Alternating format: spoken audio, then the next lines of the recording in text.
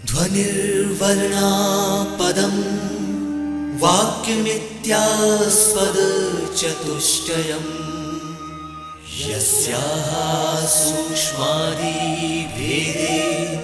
वाग्देवीं तामुपास्महे।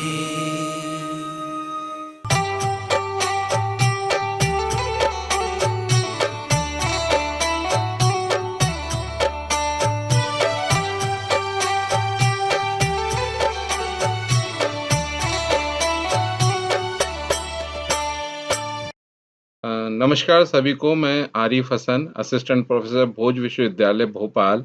पिछले वीडियो में हमने देखा था कि डीबीएमएस क्या होता है और उसकी क्या यूटिलिटी है, क्योंकि उसके पहले फाइल सिस्टम चला आ रहा था। लेकिन जब हम डीबीएमएस समझ लेते हैं तो उसके साथ-साथ हमें ये भी समझना पड़ता है कि डीबीएमएस को हमें आर्किटेक्चर बनाना पड़ता है, यानी कि कैसा डेटाबेस होगा, कैसा रिलेशन होगा, कितना पोर्शन हमें दिखाना है, उसकी पूरी डिज़ाइनिंग करनी होती है। तो आज की इस वीडियो में हम देखेंगे कि किसी भी डीबीएमएस की डिज़ाइनिंग कैसे की जाती है, जिसको कहते हैं कि स्कीमा या सब स्कीमा क्या होता है। तो आइए शुरू करते हैं इस वीडियो को। तो जैसे कि हमने अपने पिछले वीडियो में देखा था कि किसी भी डीबीएमएस का जो आर्किटेक्चर होता है, वो 3 लेवल में होता है। जैसे फिज़िकल लेवल होता है, लॉजिकल लेवल होता है और एक व्यू लेवल होता है। चूँकि आर्किटेक्चर ये जो डीबीएमएस है वो 3 लेयर में होता है, तो उसकी डिज़ाइनिंग भी जो होती है वो हम 3 लेयर में करते हैं। यानी कि अगर हमको कोई बोले कि डीबीएमएस का स्कीमा क्या होता है, तो हम उसको बोल सकते हैं कि फिज़िकल लेवल पे हम जो स्कीमा बनाएँगे, उसको बोलेंगे फिज़िकल स्कीमा। जो लॉजिकल लेवल पे बनाएँगे स्कीमा, उसको बोलेंगे लॉजिकल स्कीमा और जो व्यू लेवल पे बनाएँगे स्कीमा, उसे कहेंगे हम व्यू लेवल का स्कीमा। तो ये जो लिखा हुआ है मैंने, यही लिखा है यहाँ पर स्लाइड आप जो देख पा रहे हैं कि schema is a representation of database system. It is stated through database design and not expected to change repeatedly. यानी जो भी हम स्कीमा बनाते हैं, वो एक बार में बनाते हैं और उसको हम बार-बार चेंज नहीं कर सकते, क्योंकि उसी के ऊपर बेस्ड हम जो चीज़ है, वो डिज़ाइन करते हैं। ये उसी तरीके से होता है जैसे आपने प्लॉट लिया, जब आपको मकान बनाना है, कमरे बनाना है, उनको आपस में रिलेटेड बनाना है, तो सबसे पहले आप उसका जो नींव है, बेस है, वो आप डिज़ाइन कर लेते हैं, तो कि हमारा बेस किस तरीके से होगा। तो बेस जो होता है हमारा फिज़िकल लेवल हो गया, 2 कमरों के बीच में आपस में किस तरीके से कनेक्शन होगा, खिड़की होगा, दरवाजे होंगे, तो उसको हम बोल देते हैं हमारा बीच का जो लॉजिकल व्यू स्कीमा बोल देते हैं। और बाहर से वो कैसे दिखेगा हमको, या हम कौन-सा एलिवेशन बनाना चाहते हैं, तो वो हमारा हो जाता है व्यू लेवल का स्कीमा। सबसे पहले हम फिज़िकली स्कीमा डिज़ाइन करते हैं, उसके बाद लॉजिकल स्कीमा डिज़ाइन करते हैं और उसके बाद जो है हम एक्सटर्नल स्कीमा डिज़ाइन करते हैं। तो अब देखिए, अब हम आते हैं कि फिज़िकल डेटाबेस स्कीमा क्या होता है? यानी कि अगर हम मकान बना रहे हैं, तो उसका बेस क्या होगा? किस तरीके से हम बेस बनाते हैं? सबसे हम नॉर्मली तो हम क्या करते हैं, मकान बनाते हैं, उसका पाइल खोदते हैं, गड्ढे खोदते हैं, उसमें अपन पिलर भरते हैं, सब चीज़ें होते हैं। लेकिन जब हम फिज़िकल डेटाबेस स्कीमा में आते हैं, तो यहाँ पर क्या होता है, यहाँ पर ये होता है कि टेबल कैसे होते हैं, उनके बीच में जो इंडेक्सेस हैं, उनके बीच में जो फ़ाइल हैं, वो कैसे होती हैं, ये उनके पीछे जो सिंटैक्स है, वो कैसे होता है। तो ये जो चीज़ें होती हैं, ये हमारे कहलाती है फिज़िकल डेटाबेस स्कीमा के अंदर। और वो किस एरिया में रहता है, जैसे हम प्लॉट बना रहे हैं, तो उसका भी एक एरिया होता है कि कहाँ पर वो मकान है। उसी तरीके से पूरे डेटाबेस में किस पर्टिकुलर एरिया में वो होगा, वो स्कीमा होगा और उसके अंदर कौन-कौन से टेबल होंगे, वो सब चीज़ें कहलाती है हमारी फिज़िकल डेटाबेस स्कीमा। अब फिजिकल डेटाबेस स्कीमा में जो यूज़ होता है, जो कंट्रोल करता है, उस पर्टिकुलर व्यक्ति को बोला जाता है डेटाबेस एडमिनिस्ट्रेटर। इसका ये काम होता है कि फिजिकल डेटाबेस स्कीमा को पूरा मेंटेन करके रखे। इसके बाद अब आता है हमारा लॉजिकल डेटाबेस स्कीमा। हमारा जब फिजिकल स्कीमा बन गया, यानी कि हमने अपना डेटाबेस टेबल बना लिया, फाइल बना लिया, हमने सब कर लिया। अब उनके बीच में सपोज़ करिए 1 से ज़्यादा टेबल हैं। अब 1 से ज़्यादा टेबल में क्या होता है, रिकॉर्ड होता है। लेकिन रिकॉर्ड को जब आपस में कोरिलेट करना है, क्योंकि सारी इन्फॉर्मेशन हम एक टेबल में तो रख नहीं सकते, 1 से ज़्यादा टेबल में हमें रखना होगी। तो यानी कि वो टेबल आपस में रिलेट होगा, उनका कुछ रिलेशन होगा, इन्फॉर्मेशन एक टेबल से दूसरे टेबल में जाएगी। तो ये सब जो डिज़ाइनिंग है, वो हम करते हैं लॉजिकल डेटाबेस स्कीमा के अंदर करते हैं, जिसमें हम एक से ज़्यादा टेबल जो कि हमने फिजिकल स्कीमा डिफाइन किए हैं, वो आपस में किस तरीके से रिलेट रहेंगे ताकि इन्फॉर्मेशन हम अच्छे से कंट्रोल कर सकें, वो पोर्शन हमारा कहलाता है लॉजिकल डेटाबेस स्कीमा कहलाता है।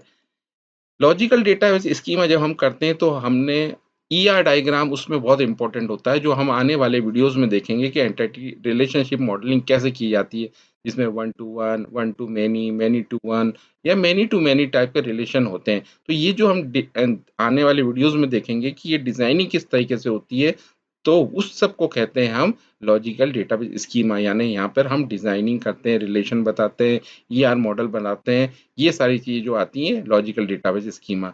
अब ये सब कौन करेगा? ये करता है सिस्टम एनालिस्ट, ये करते हैं प्रोग्रामर, ये सब इनका काम होता है कि लॉजिकल डेटाबेस स्कीमा को मेंटेन करके रखें। अब जो सबसे टॉप व्यू होता है स्कीमा का, वो होता है व्यू डेटाबेस स्कीमा। यानी कि जैसे मैंने आपको बताया कि हमारे पास स्कीमा तो पूरा है और उसके बाद फिज़िकल स्कीमा हमारे पास पूरा है, उसके बाद लॉजिकल स्कीमा पूरा है। लेकिन क्या हम उस पूरे फिज़िकल स्कीमा को दिखाना चाहते हैं या जो उस पूरे लॉजिकल स्कीमा को दिखाना चाहते हैं या उसके किसी एक पर्टिकुलर पोर्शन को दिखाना चाहते हैं? जैसे कि मैं आपको इसको एक एग्ज़ाम्पल से समझाऊँ, एक फैक्ट्री है, फैक्ट्री में आपका प्रोडक्शन डिपार्टमेंट होगा, मार्केटिंग डिपार्टमेंट होगा, फाइनेंस डिपार्टमेंट होगा, एचआर डिपार्टमेंट होगा, ये फिजिकल हो गया। अब इनके बीच में रिलेशन हो गया, वो हो जाएगा हमारा लॉजिकल स्कीमा हो जाएगा। लेकिन जब इसने मैनेजर ने कहा कि भाई एचआर डिपार्टमेंट को सिर्फ सैलरी वाले टेबल को हमें दिखाना है, बाकी टेबलों को हमें नहीं दिखाना है, ना उसका हमको फिजिकल स्कीमा देना है, ना डेटाबेस स्कीमा देना है। तो वो क्या करेगा, व्यू डेटाबेस स्कीमा से फिर वो एचआर डिपार्टमेंट को सैलरी वाला स्कीमा दिखा देगा। उसी तरीके से अगर कोई मार्केटिंग वाला डिपार्टमेंट वाला होगा, तो वो जो मैनेजर होगा वो नहीं चाहेगा कि उसके पूरा फिजिकल लेवल इसको मिले या पूरा लॉजिकल लेवल मिले, वो सिर्फ मार्केटिंग वाला दिखा देगा। इसी तरीके से जिससे रिलेटेड जो ज़रूरत है, उस व्यक्ति को उस टाइप का हम स्कीमा देते हैं। तो ये कैसे किया जाता है? ये व्यू डेटाबेस स्कीमा से किया जाता है। इसमें हम पूरी डिज़ाइनिंग करते हैं और कितना पोर्शन उसका दिखाना है लॉजिकल डेटाबेस का या फिजिकल डेटाबेस का, उतना हम उसको पर्टिकुलर व्यू बताते हैं कि भई इतना ही व्यू आपको देखना है। तो वो कहलाता है हमारा व्यू डेटाबेस स्कीमा। तो ये जो मैंने आपको तीनों बताए हैं, वो तीनों लेयर स्ट्रक्चर में ये इस तरी आप डायग्राम में सामने देख सकते हैं कि सबसे पहले डेटाबेस होता है, उसके ऊपर फिजिकल स्कीमा होता है, उसके ऊपर लॉजिकल स्कीमा होता है और लॉजिकल स्कीमा के ऊपर जो होता है व्यू स्कीमा होता है, जिसमें कि हम जितनी ज़रूरत हो है उतना ही स्कीमा दिखाते हैं, जिसको कि हम बोलते हैं व्यू स्कीमा। तो अब ये डेटाबेस स्कीमा जैसे हम मैंने आप देखा, तो ये डेटाबेस स्कीमा अलग-अलग टाइप से डिज़ाइन किया जा सकता है। फ्लैट टाइप का होता है, फ्लैट मतलब होता है सब एक-दूसरे से रिलेटेड रहेंगे। हियरार्किकल होता है मतलब टॉप में एक होगा, उससे ब्रांचेज़ निकलेंगी। फिर नेटवर्क मॉडल में सब लीनियर होगा, रिलेशनल मॉडल होगा, स्टार स्कीमा। तो इसके लिए हम आपके लिए एक अलग से वीडियो बनाएँगे, जिसमें हम डिफरेंट टाइप के जो मॉडल्स हैं hierarchical, network model, relational model, वहाँ पर हम उसको पूरा डिस्क्राइब करेंगे। फिलहाल के लिए चूँकि हम स्कीमा और सब स्कीमा का वीडियो बना रहे हैं, तो यहाँ पे से इतनी इन्फॉर्मेशन काफ़ी है कि जो फिज़िकल, लॉजिकल या व्यू डिज़ाइनिंग है, वो इन 5 और इनके अलावा भी होती है। ये 5 हमने सिर्फ़ आपके रेफ़रेंस के लिए लिखा हुआ है, तो इनके हिसाब से भी आप डिज़ाइन कर सकते हैं, जो अपन इनके बारे में डिटेल आने वाले वीडियोज़ में देखेंगे। तो ये डिज़ाइनिंग फ़िलहाल के लिए ये 5 या इनसे ज़्यादा भी किया जा सकता है। अब ये जो डेटाबेस स्कीमा हम बनाते हैं, इसकी क्या एडवांटेजेज़ हैं? क्योंकि जब भी कोई काम किया जाता है, जब तक उसका एडवांटेज नहीं होगा, तो उसको करने का कोई मतलब ही नहीं बनता। पहला जो एडवांटेज होता है प्रोवाइडिंग कंसिस्टेंसी ऑफ डेटा। अब कंसिस्टेंसी ऑफ डेटा का मतलब होता है जब डेटाबेस आपका अगर आप इसको एकदम रैंडम ही छोड़ देंगे तो कौन-सा डेटा टेबल कहाँ जा रहा है, उसका कुछ हिसाब-किताब नहीं होगा। अगर हम उसमें कंसिस्टेंसी रखेंगे तो पता लगेगा कि भई इस टेबल में इस स्कीमा के इस टेबल पे हमने ये इन्फॉर्मेशन दी है, एम्प्लॉयी की इन्फॉर्मेशन है, सैलरी की इन्फॉर्मेशन है, मार्केटिंग इन्फॉर्मेशन है, फाइनेंस की इसमें तो हमारे पास एक कंसिस्टेंसी रहेगी, हम पर्टिकुलर टेबल के अंदर पर्टिकुलर इन्फॉर्मेशन ही दे रहे हैं। उसके बाद मेंटेनेबिलिटी, स्केलेबिलिटी। स्केलेबिलिटी का मतलब होता है कि अगर एक टेबल में हमें इन्फॉर्मेशन नहीं आ रही है, हम एक से ज़्यादा टेबल बनाना चाहते हैं, तो उनको आपस में जोड़ना पड़ेगा। उसके लिए हमको फिर लॉजिकल स्कीमा डिज़ाइन करना पड़ेगा, तो आप स्केल कर सकते हैं। स्केल का मतलब होता है, कोई चीज़ अगर आपकी रिक्वायरमेंट बढ़ रही है, तो उसी हिसाब से आप अपना टेबल भी बढ़ा सकते हैं। और जब आप ये दोनों काम करें, तो ऑब्वियस सी बात है कि आपकी परफ़ॉर्मेंस इम्प्रूवमेंट तो हो ही जाएगी, जिससे कि आप रिट्रीविंग, स्टोरिंग और जो मेंटेनेंस है, अपडेशन है, वो हम अच्छे से कर सकेंगे, फास्ट रिट्रीवल हमारा होगा। इसके साथ इसमें ईज़ी मेंटेनेंस होता है, कहीं कोई प्रॉब्लम आ गई, किसी टेबल में प्रॉब्लम आ गई, तो उस टेबल के प्रॉब्लम को हम सॉल्व कर सकते हैं। इसके बाद उसकी सिक्योरिटी का भी इश्यू होता है, चूँकि 3 लेवल पे काम होता है, तो हम उसको सिक्योर जैसे कौन से टेबल ऐसे हैं, जो हमारे काम के नहीं है, तुमको रीड, राइट, एग्जीक्यूटिव मोड में होते हैं। देखिए डेटाबेस में थोड़ा-सा मैं बता दूँ कि जो एक्सेस होता है वो 3 मोड में होता है। एक होता है रीड मतलब जिसमें आप सिर्फ़ पढ़ सकते हैं। एक वो मोड होता है जिसको राइट मोड बोलते हैं, जिसमें आप सिर्फ़ लिख सकते हैं। और एक होता है एक्सक्लूसिव मोड जिसमें रीड, राइट दोनों कर सकते हैं। तो यहाँ पर जब हमारा स्कीमा बन जाता है तो हम सामने वाले पर्टिकुलर व्यक्ति को ये एक्सेस दे सकते हैं कि वो सिर्फ़ पढ़ सके, लिख सके या दोनों कर सके। ये हम आने वाले वीडियोज़ में और देखेंगे कैसे एक्सेस पावर दिया जाता है। और ये सब एक्सेस पावर जो होता है डीबीए के यानी डेटाबेस एडमिनिस्ट्रेटर के थ्रू दिया जाता है। अब यहाँ तक तो हमने देख लिया कि स्कीमा क्या होता है। अब आइए हम देखते हैं सब स्कीमा क्या होता है। देखिए जैसे बहुत बड़ा डिपार्टमेंट है, मैंने आपको बताया, बहुत बड़ा एक कंपनी होती है, उसमें बहुत सारे डिपार्टमेंट होते हैं। तो हर किसी एक डिपार्टमेंट के लिए पूरा डेटाबेस नहीं खोला जा सकता कि पूरा डेटाबेस एक्सेस हो जाए। जिस डिपार्टमेंट की जो ज़रूरत होती है उतना ही उसका फिज़िकल लेवल बनाते हैं, उतना ही उसका लॉजिकल लेवल बनाते हैं, उतना ही उसका व्यू लेवल बनाते हैं। तो यानी कि हम कह सकते हैं कि उसका हम एक पर्टिकुलर पोर्शन ही सामने लेके आते हैं। तो उस पर्टिकुलर पोर्शन को कहा जाता है सब स्कीमा। यानी जो सब स्कीमा होता है वो पर्टिकुलर स्कीमा का ही सबसेट होता है, जो हम अपनी ज़रूरत के हिसाब से किसी को अलाउ करते हैं कि वो उसके अंदर मॉडिफ़ाई कर सके। जब हम स्कीमा की बात करते हैं तो याद रखिए हम स्कीमा के अंदर या सब स्कीमा की बात करते हैं तो उसके अंदर हम फिज़िकल लेवल, लॉजिकल लेवल और व्यू लेवल तीनों की एक साथ बात करते हैं। ठीक है? तो ये हमारा सब स्कीमा हुआ जिसमें कि हम उसको कस्टमाइज़ कर लेते हैं और अपने स्कीमा को कितना पोर्शन हमें सामने पर्टिकुलर जो डिपार्टमेंट है, यूज़र है, उसको हमको बताना है। तो वो पोर्शन कहलाता है सब स्कीमा। अब सब स्कीमा हम क्यों बनाते हैं? सब स्कीमा बनाने के लिए हमारा सिक्योरिटी होता है।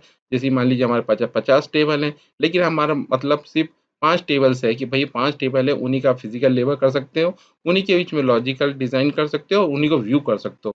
तो इस तरीके से हम जो कर एक्सेस है उसको लिमिट कर देते हैं, जिससे कि हमें की सिक्योरिटी मिलती है। इसके बाद उसकी डेटा इंटीग्रिटी होती है। डेटा इंटीग्रिटी का मतलब होता है कि अगर हम किसी को डिज़ाइनिंग के लिए दे रहे हैं, जैसे हमने बोला कि साहब मेरे पास 50 टेबल है, लेकिन मैंने किसी को प्रोग्रामर को बुलाया और कहा कि इन 5 टेबल के अंदर ही आपको रिलेशन मेंटेन करना है।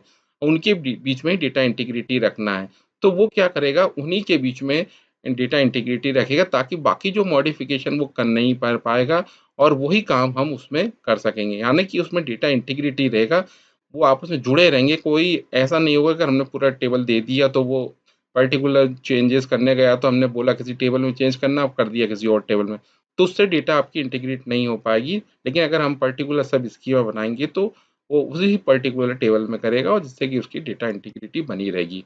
सिंपलिसिटी का ऑब्वियस सी बात है कि जब हम पर्टिकुलर ऑप्शन दे देंगे तो एक सिंपल होगा, रादर देन वो 50 टेबल पे काम करे या पूरे डेटाबेस पे काम करे। अगर उसके छोटे से पोर्शन पे काम करेगा तो गलती की संभावना बहुत कम हो जाएगी और हमें एक यूज़र फ्रेंडली व्यू मिलेगा जिससे कि सिंपलिसिटी बढ़ जाएगी।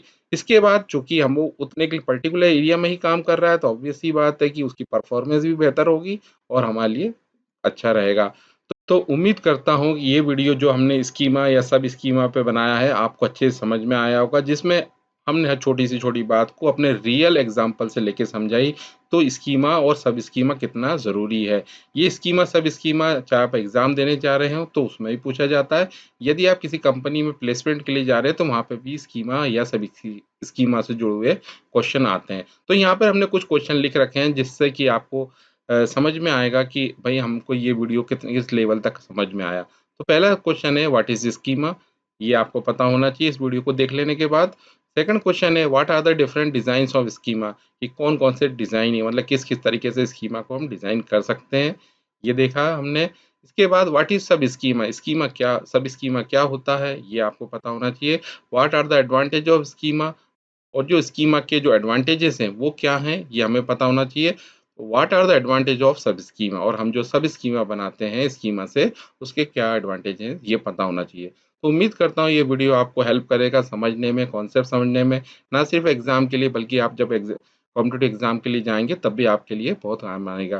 क्योंकि ये उसके ऊपर क्वेश्चन आपको आते ही हैं। तो उम्मीद करता हूँ ये वीडियो आपको समझ में आया होगा। तो अगले वीडियो में हम देखेंगे किसी और नए कॉन्सेप्ट को, तब के लिए धन्यवाद, नमस्कार।